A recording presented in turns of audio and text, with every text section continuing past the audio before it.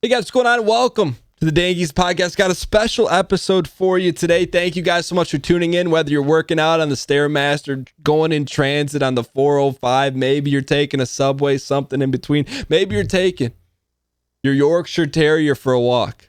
But nonetheless, thank you guys so much for tuning in and joining me for the next acquiescence of the podcast. I don't know what that means, but nonetheless, we're going to jump right into a special episode for you today. I decided, you know what?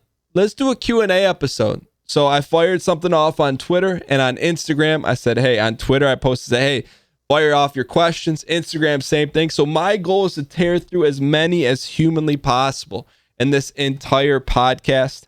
It was kind of one of those deals where the past week, everything's been good. Everything's cruising along, staying busy show-wise. I'm like, we haven't done a Q&A in a while. Now's the time. So we're going to jump right into the first Q&A. This is from Kyle, aka at Van Zealous on Twitter. And so these, just a heads up, I'm reading these off the top of the dome. This is not pre-planned. We're just firing off through them. So here we go. What would your advice as someone that juggles the responsibility of being a family man, homeowner, and Twitch streamer be to someone pursuing similar responsibilities or even just a career and family? That's a good one. I feel like, not that I'm qualified to give advice on this, because my deal is I often put too much on my plate, but I would say be realistic in what you can handle, and it's better to, my biggest thing that I stress when I'm in particular balancing everything as much as possible is if I say I'm going to do something, I do it. Meaning if I'm going to put out 2 videos a day, I do it. If I say I'm going to stream Monday, Wednesday, and Friday, I'm going to do it. If I say I'm going to be home at X amount of time, I do my best to do that. So, and I think it's just being self-aware in terms of knowing what you can handle and what you can't. And then also at the same time, not being afraid to pare back, meaning that if you're like, hey, I want to do this, this, and this, X, Y, and Z, but Y and Z are like, it's overloading you, then all of a sudden X isn't getting done properly, meaning that there's been times, over the past couple of years where I've pedal to the metal and stuff started to fall apart, whether it was, not fall apart bad, but, I started to drop the ball in some areas. So maybe,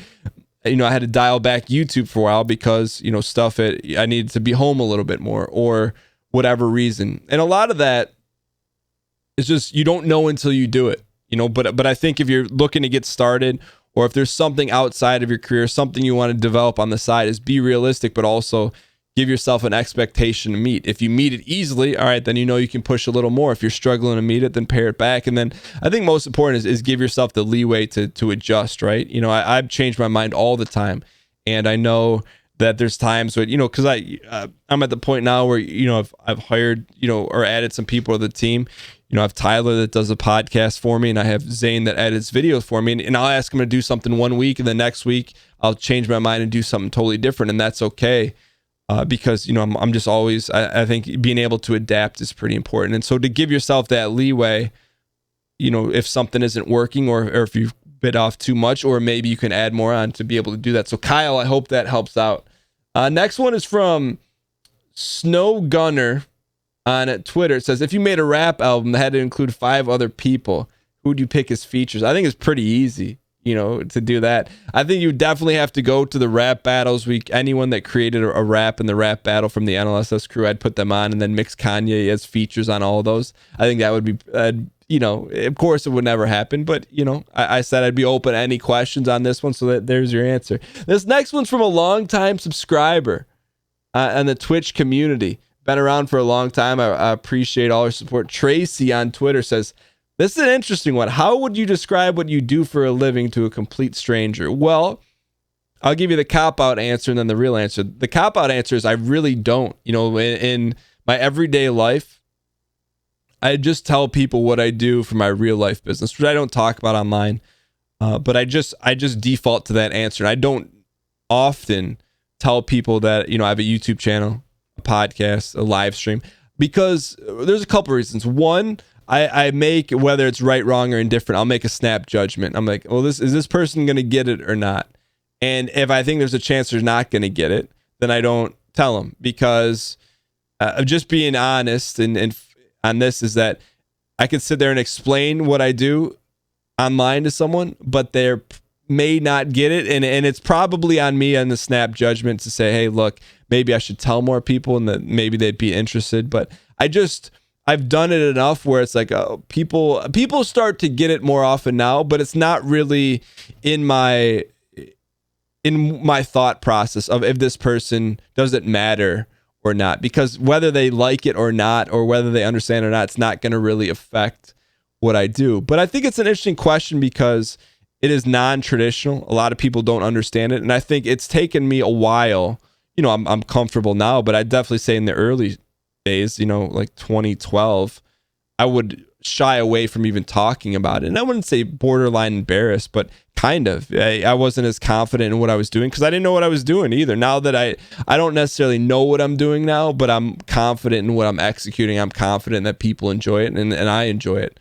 So it's a different story now, but the majority of the time, I just don't tell people because I don't think they get it. And I have an easy default answer. I just tell people what I do in my real life as opposed to that. But if I were to tell someone, I would say that I create clean, positive gaming entertainment online. And that would be the long and short of it. And whether, really how I would explain it further would be based on the questions that were asked after that, right? So, well, what does that mean? Do people pay you? Is it free to watch? Like, those are the typical things. But it's an interesting question. Thanks for asking, Tracy, and I appreciate all the support. Next question is from Lindsay Pankhurst, or Lindsay Pank on Twitter, said, could Austin, aka Last Grey Wolf, kill the Night King with Wolfsbane? I feel like, so Wolfsbane is a gun in PUBG. I feel like he doesn't respect Wolfsbane enough to know how to properly wield it, so I would say no. Aaron on Twitter says, what gets you down sometimes? I'd say very little. I'd say one of the areas of improvement I need to focus on where I may get, I won't say down, but definitely get a little bit frantic is maybe the more accurate word, is when a lot of things go wrong at once or a lot of things pile up, then I get a little bit, on edge or sharp. And I'm like, yo, this has got to be done, da da da da da. And I'd say I wouldn't say gets me down, but that's what will kind of knock me off kilter. But I'm aware of that, and that's something that I'm trying to focus on. We're gonna go to, so there's a ton more on Twitter, but I'm gonna flop back and forth between Twitter and Instagram. All right, so this next one on Instagram is this is from Henry Crosswell on Instagram. It says, How do I start a podcast, or please give me sage business advice for a statistician, for Ed. Yo, Ed, sage business advice is, do something that you enjoy, right? So if you have a 9-to-5 job that's, pays the bills, do that, but make your hobby a business. There's 1,000,001 ways to do that now online, but to start a podcast, all you need is a microphone, and that's it. And here's the best tip I can give you. Go to Google, type in how to start a podcast, and there's 8 million tutorials. It's not as hard as you think. There's an app on your phone called Anchor where you can literally record on your phone and publish it from there. Now you may have some distribution issues and things like that, but that's as easy as it can get. Next question is from Austin12 on Instagram. Said, how does it make you feel being widely considered one of the best players in Big Brother history? It's kind of one of those things where I enjoy it, but I don't think too much about it. I'm so focused on what I do in a day-to-day life. I don't really spend a lot of time looking back. And every now and then, I'd say every couple years, I may get in like a little minor YouTube wormhole about Big Brother stuff. But I think it's cool. I think it's if I'm being honest about it, I think it's cool to be considered the best in a realm of something to be done. And I'm just working on the next mountain. But it is cool, but I don't think about it too much. Next question is from Mocha Rush on Instagram. Says, I'm going to be teaching abroad soon. So I'm a former teacher, for people that don't know that. Got any tips for being likable but not letting the kids get too out of line? So this is really what really helped me, and it sounds cliche, but for the first 6 months, you really can't be buddy-buddy with the kids. You have to establish a hard line. And then once they understand that there's a line of respect, the next thing you have to do is make sure that they know that you care about them. Ask them how they're doing. Ask them what they're doing outside of class. Maybe not outside of school, but maybe how are things going in other classes. So when you put forth interest into your students, they're going to reciprocate that, or at least know you care about them. And that I think can start to make a difference in becoming an effective teacher. Next question is from El Real Tristan. It says, when it comes to hiring someone, how do you know it's the right time? #GoGreen. So El Real Tristan is a friend of the community, has a coffee shop on the southwest side of Michigan. I know probably been open for less than a year. So when it comes to hiring, how do you know it's the right time? For me, I look at, would I get along with this person long term? And if yes, I hire. If not, then I wait and see. But, I really have very limited hiring background. So I've hired 2 people for I guess it's a little different. I've hired a handful of people for my day-to-day business, but online I've hired 2 people, and I'm very happy with that for the online business. But I would say, especially in your line of work, I would give people the benefit of the doubt and give them a shot and then see how it works out. And if not, don't be hesitant to say, hey, it's not working out. All right. Next question is, it's from I'm Sorry Rum on Instagram. If you had the resources to make any video game you wanted, what would be your creation? I just don't fancy myself a game designer, and the stuff I like to play are what I notice, the elements that I like. So I play Escape from Tarkov. Escape from Tarkov I like because it's permanent, meaning that things you do in the game affect future things. You get to keep things permanently in the game. I like that. I like games with a sense of permanence, things like Ultima Online. And so the games, I would like maybe like a Grand Theft Auto style game with permanence. I think that would be a lot of fun online with the ability to communicate in game. I feel like that would be the dream Twitch scenario for me. I feel like that would just give us a shot to put on the best show possible. All right, we'll hit a few more Instagram questions and I'll bounce back. So the next question is, what has been my favorite? This is from Vincent DeFrank on Instagram. What has been my favorite YouTube series to make? I would say the Wyoming football series, NCAA 14, was probably my favorite, just because the pageantry, the lore, the depth of the community. A lot of people cared about that series, myself included, and I think it was the most interactive series I've ever done, and I really enjoyed it. So to kind of put it on pause / walk away from it was definitely the right move, but I don't think it's gone forever. And then here's another question. We'll do one more Instagram. This is from Brandon Sev on Instagram. It says, how long do you see yourself continuing your streaming career for? For me, it's always about, it's taken 6 years to get to this point, and I've enjoyed every step along the way. Even the tough times, the times when, things aren't going right or not exactly how you want them to. So for me, it's been such a long journey, and I enjoy it. And I enjoy, day to day, and I put a lot of time into it. So I think when the time comes, I don't know if it will, because I really enjoy it. If the time ever comes where I'm not enjoying it, I won't do it. But I just don't see that.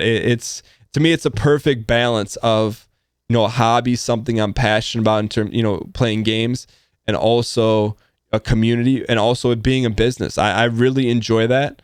It's definitely, I'd say it's more of a job than a business, but it's one of the few jobs I really, really enjoy in my life. I enjoy it. I look forward to doing 3 shows a week, and things can always change, but for me, I don't see it changing anytime in the near future. All right, I'm going to jump back to Twitter and knock out a few more of these. What do we got here? It says, Good Igor says, are you keeping up with The Amazing Race? I am not. I don't watch a lot of TV. Really, the only TV show that I watch is Game of Thrones, and that's just about wrapped. I promised Janelle and Brittany that I would watch this season. I did. I'll watch it at some point. It's probably not live. I'd probably watch a supercut to see how they're doing so far. All right. This next question is from Adam Wilson, or Gwen Wyvar on Twitter. It says, are there any challenges you've taken on that proved insurmountable? Have I bent the knee, aka have I given up on anything? I feel like that's one of the few things that I haven't done. There's been things I've wanted to do and then changed course, not because I didn't feel like I couldn't do it, but more so it changed, right? I didn't want to do it anymore. One thing's off the top of my head was was becoming a full-time Division I college football coach. I had a path, I had opportunities to do that, but when I got into it, I knew it wasn't for me, or I knew I didn't want to do coach full-time in that regard. So I feel like everything, and this is not from a place of cockiness or hubris, I just feel like everything that I want to achieve, I'm willing to put in the work and be patient to do it. And right now that mountain is shoring up my real life business, getting it to a point where it's like, okay, hey, I'm comfortable with this, I'm excited about this, and then the other half of it is keeping Twitch and continue to grow on Twitch and YouTube, and not to a point of exuberance, meaning just there'll be a point in time where I'll start stop pushing heavy. I'm not an individual that I have very clearly defined goals in my head. My goal isn't to push Twitch to the limit, where I'm streaming 7 days a week. That's not it. It's to make the show as effective and fun as possible, but keep it within the confines of what I want to do. Would I love to spend more time on Twitch? Yeah, I would. But right now, with how things are set up, I'm not in the spot to do that. But I'm happy with the time I'm able to spend on that now. But I don't think, for me, the dream isn't to stream 8 hours a day, 7 days a week. That's not it. But it's to put on the best show possible. Maybe somewhere down the road, add a day. But really right now, I like how things are set up.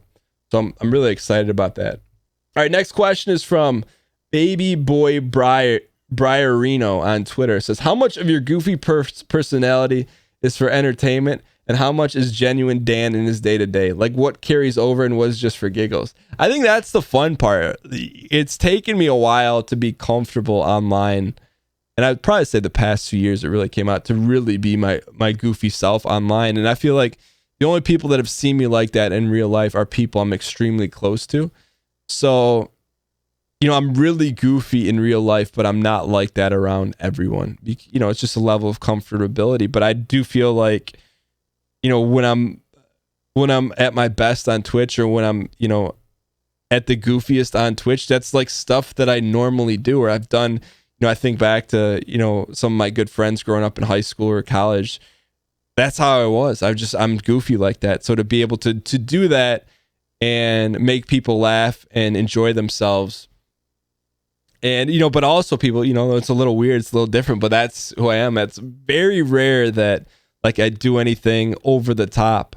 I know there's like the intros and stuff of Team Unity Tuesday. I know it's an intro, so I put a little more on it, but it's still like, it's not really manufactured. It's pretty organic to who I am, which is, I guess, funny and maybe a bit disturbing at the same time. All right.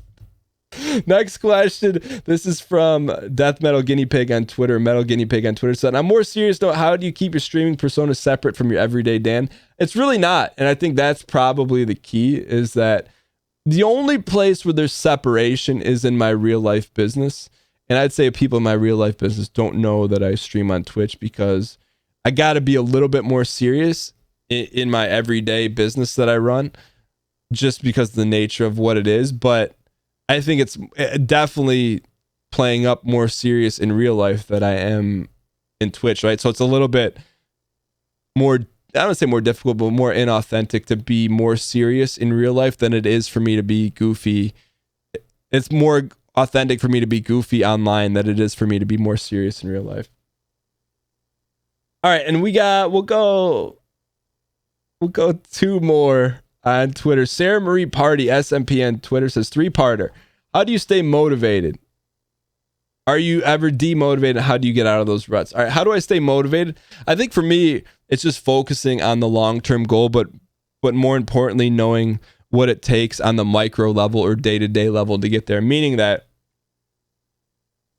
I know that I want to, grow and continue to push the envelope on Twitch and YouTube. But my time frame to do that is years and years and years. So if I know I can be patient to do that, what do I have to do in the day-to-day to do that? I know I want to make 2 videos a day because I know that helps with that. I know I want to do 3 Twitch shows a day. And inside of that, how I can move the envelope or move things forward on a day-to-day basis is just making the show better one day at a time. So that's, so the answer, how do I stay motivated? I have long-term goals, but I'm very aware of what it takes day to day to have to do that. Meaning that I don't expect to wake up tomorrow and have everything be where I want them to be. Meaning that Twitch explodes or YouTube explodes or things like that.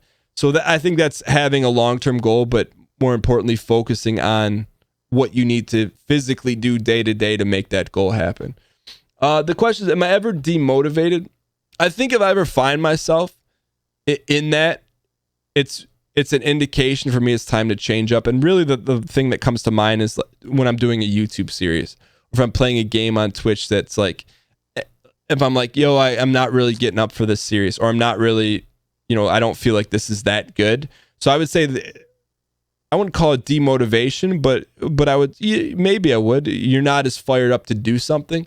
So to me, that's an indication to me to change something up, maybe get a little more creative, maybe try something out of left field. But I'm still I'm still in my same lane, right? So I'm still, working on building the gaming brand. I'm maybe changing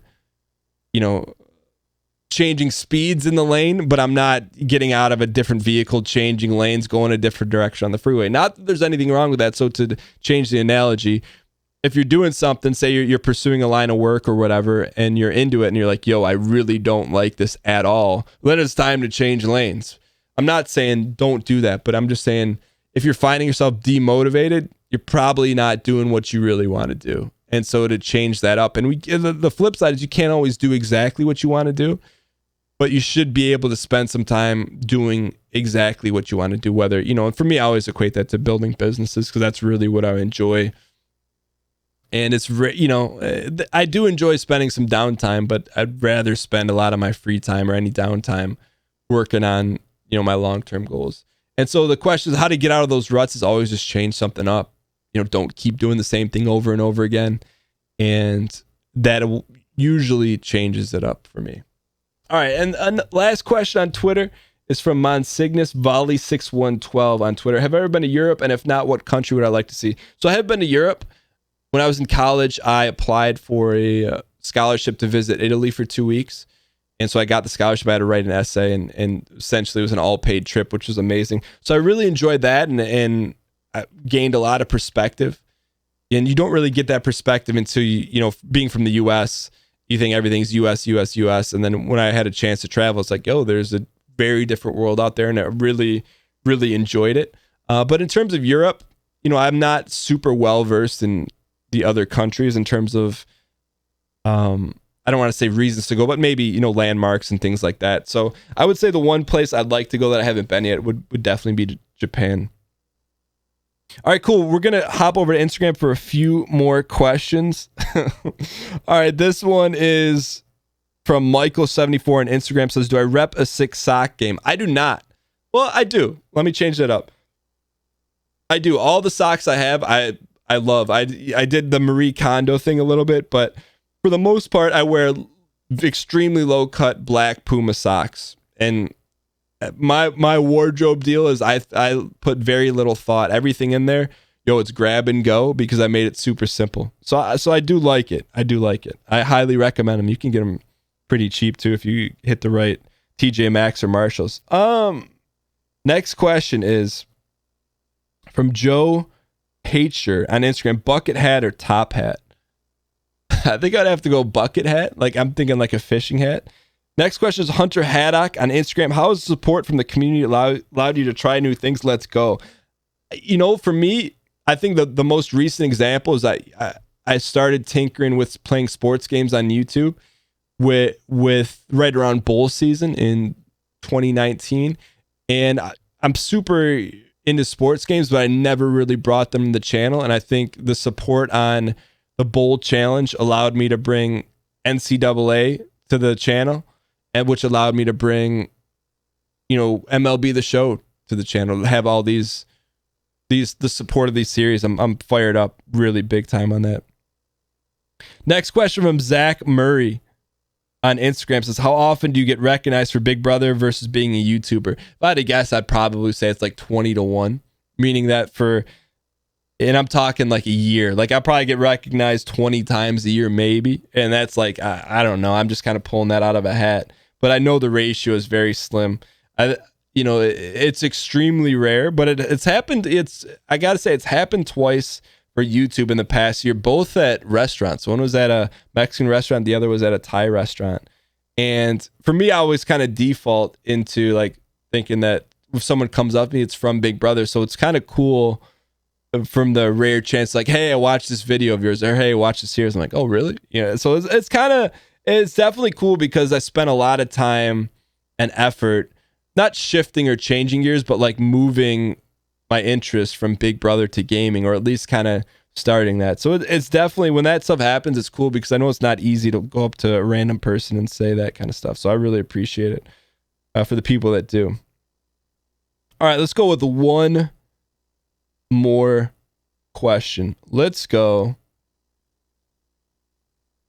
All right, let's go this one. This is from Lane Elise on Instagram. Would I ever do a reality television show again? I would never do another competition-based show that would take me away from my family and my businesses for an extended period of time. But I mean, it's so open-ended. There's so many other shows. I wouldn't do a competition-based show again that takes up that much time. I think that's a fair way to put it. So with that being said, whether you dialed in a question on Instagram.com/DaneGheesling or on Twitter, thank you guys so much. I hope you guys enjoyed the Q&A show. We changed it up like we always do on the podcast. I always like to change things up. Thank you guys so much for tuning in. I hope you guys enjoyed the episode, and I will see you guys next Monday for the next fresh episode. And of course, always a mini episode throughout the week. Thank you guys for all the love on that, and I will see you guys next week. Later.